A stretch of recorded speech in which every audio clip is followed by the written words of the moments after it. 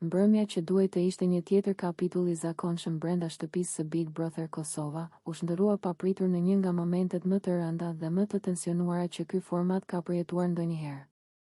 Një situatë që nisi si debat verbal, eskaloi në mënyrë dramatike dhe përfundoi me dhunë fizike, ku Limi goditi Klodin me grusht në fytyrë, duke tronditur jo vetëm banorët e shtëpisë, por edhe publikun e gjerë që po ndiqte ngjarjen.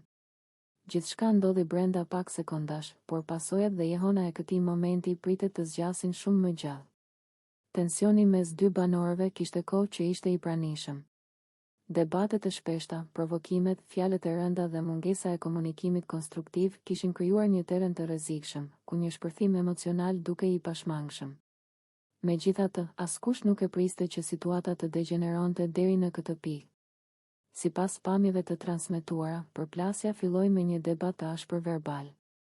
Tonet u ngritën, fjalët u bën gjithnjë më provokuese dhe gjuha e trupit e të dyve tregonte qartë se situata kishte dalë jashtë kontrollit.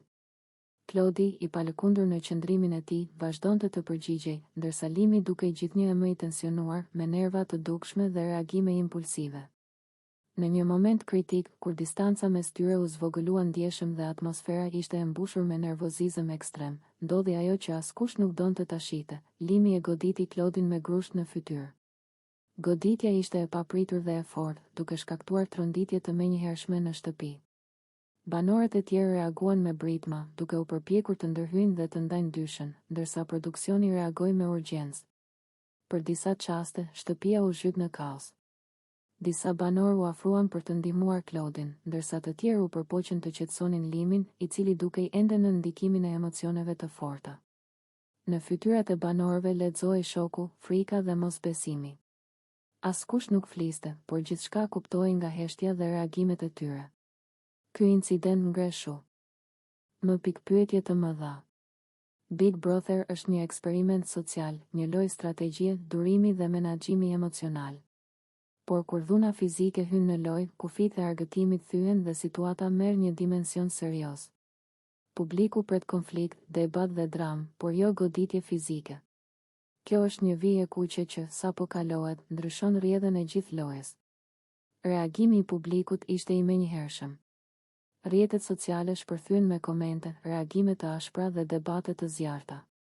Shumë shikues e dënuan ashpër veprimin e Limit, duke kërkuar masa të rrepta dhe përjashtim të menjëhershëm nga loja. Të tjerë tentuan të analizojnë situatën më thellë, duke përmendur presionin psikologjik, izolimin dhe stresin e vazhdueshëm që krijon jeta brenda shtëpisë. Megjithatë, pavarësisht shpjegimeve, shumica bien dakord për një gjë: dhuna nuk justifikohet në asnjë rrethan. Nga ana tjetër, Klodi u shfaq i tronditur, jo vetëm fizikisht, por edhe emocionalisht. Të jesh viktimë në një akti të tillë përpara